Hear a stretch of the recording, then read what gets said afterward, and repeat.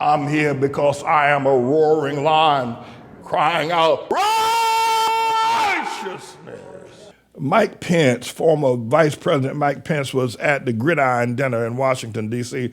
this past Saturday. It's a pretty fancy dinner, you know, everybody get dressed up, tuxedos, and all this money that's made by football players run up and down the field, killing each other, knocking each other's head in and giving concussions and all that kind of stuff. But a lot of people like to watch it. It pays big money to the owners of football teams, and so they got together and held their dinner congratulating themselves after the Super Bowl was a couple of weeks ago. And by the way, they had the Oscars last night as well. There was nobody got slapped last night at the Oscars the way that Will Smith slapped that boy Chris Rock last year at the Oscars. Well, nobody got slapped last night. But also Saturday night before the Oscars, they have this grid there, and this is big money. This is big money, and probably they invited Mike Pence to speak at this event on Saturday night, mainly because it was big money, and I guess Mike Pence is looking, former Vice President Mike Pence is looking for supporters of the finance. What's it cost to run for president these days? $1 billion or $2 billion? I don't know.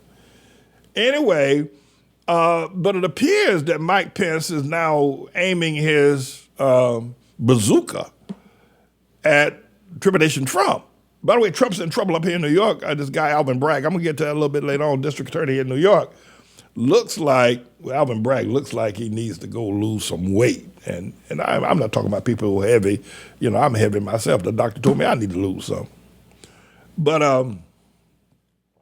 anyway, so Mike Pence, I don't think he dropped a bomb, but he shot a bazooka at Trump. He may have missed. He shot his bazooka, and the bazooka may have had water in the tip of it rather than dynamite.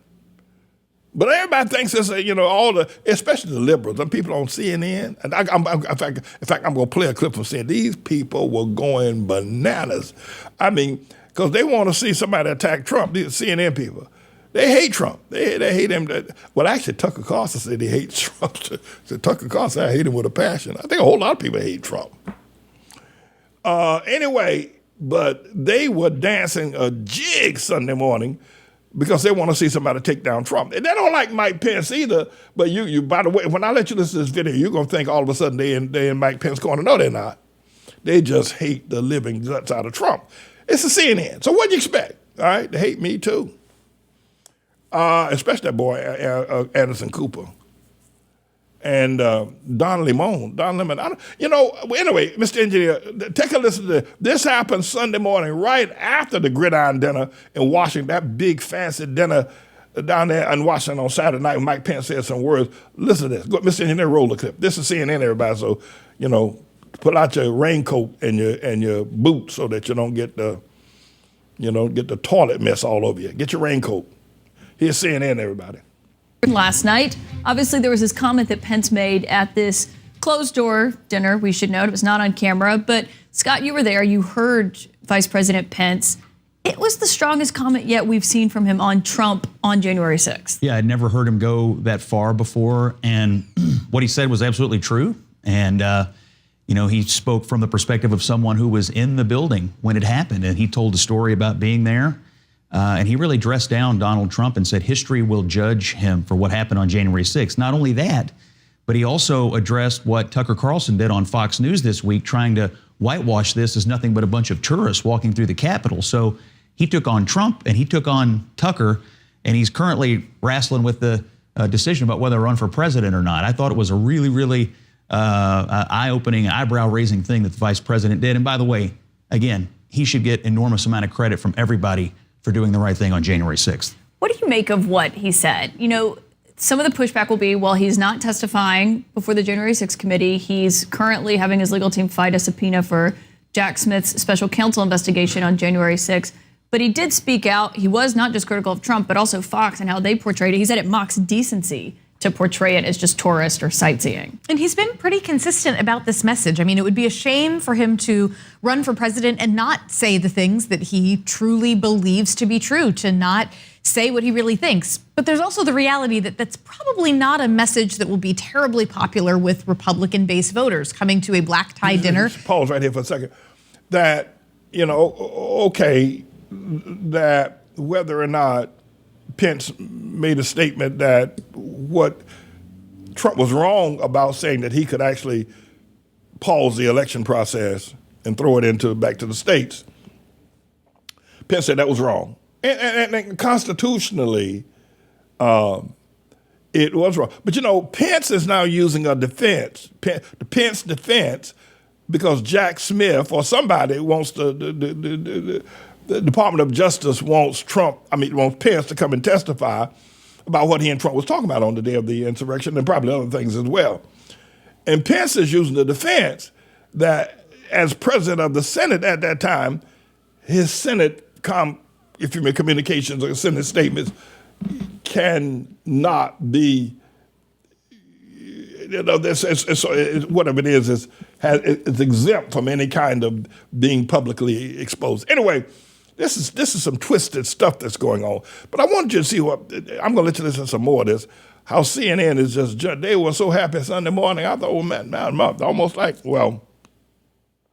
I was about to say that I thought that Jesus had returned, but they don't believe in Jesus, so I don't know what to say. Maybe that was Christmas. Maybe it's because the Oscars were going to happen that night. I don't know why they were so happy, but they were happy with what Mike Pence said Saturday night at that Gridiron dinner. Go ahead, Miss Engineer, roll the rest of it. That is a relatively swampy event, no offense to the Gridiron, and giving a speech that essentially says, that he thinks Donald Trump was wrong and bad, and that it's an odd message. If your goal is to win a Republican primary, it's not an odd message if his goal is to say what he believes to be true. What do you think? I think running for president is like going to prison. You find the biggest, toughest guy in that cell block and punch him right in the nose. Cell block R is run by Donald Trump. And if you want to beat him, you got to beat him. And everybody else is pussyfooting around, and at least Mike Pence is standing up. And everybody's talking about Ron DeSantis like he's the new thing. I want to see somebody who's got the courage to take this guy and smack him in the face and win. Now, maybe they can't. Maybe either they're not strong enough or Trump is too strong. But that's what it's going to take. If they want to beat Donald Trump, they have to beat him, not just avoid him.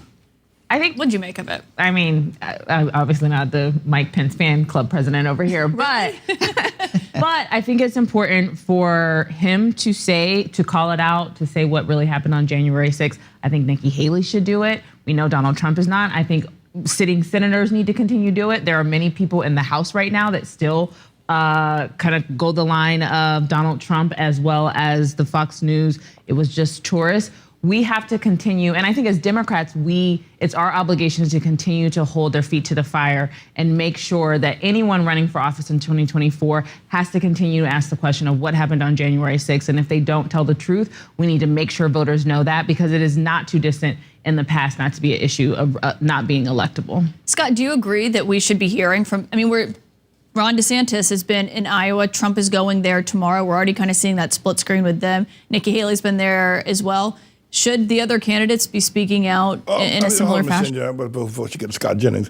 Listen, there are a couple of things here that I'm concerned about. One is that, okay, Pence was there. Finally now, after 2 years and 2 months, he finally says that his life was in danger. Not only his life, but the life of his family was in danger because of what Trump did. Had Trump not... Now, we're our prosecutor, right? We're our attorney Manning, which I'm going to be in 2.5 years. I would say that's enough. By the way, I don't have a dog in this fight, but I would say that's enough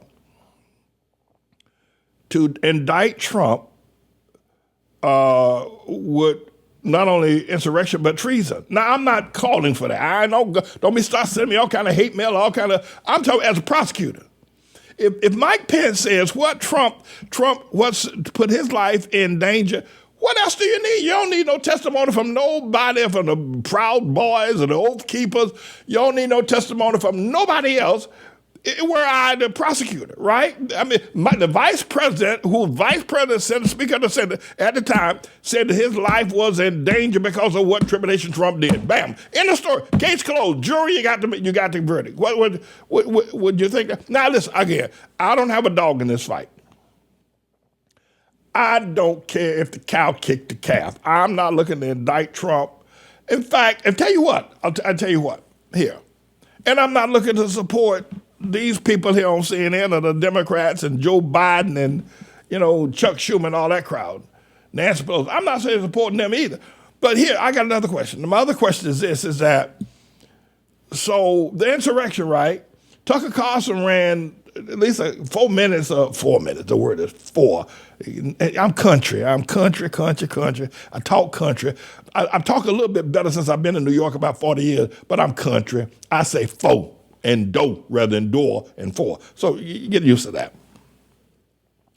So CNN, I mean, Tucker Carlson, Tucker the coward, ran 4 minutes of the insurrection, or whatever he said it was a peaceful visit by just some boys from down south came to visit the Capitol that day. It was a peaceful visit.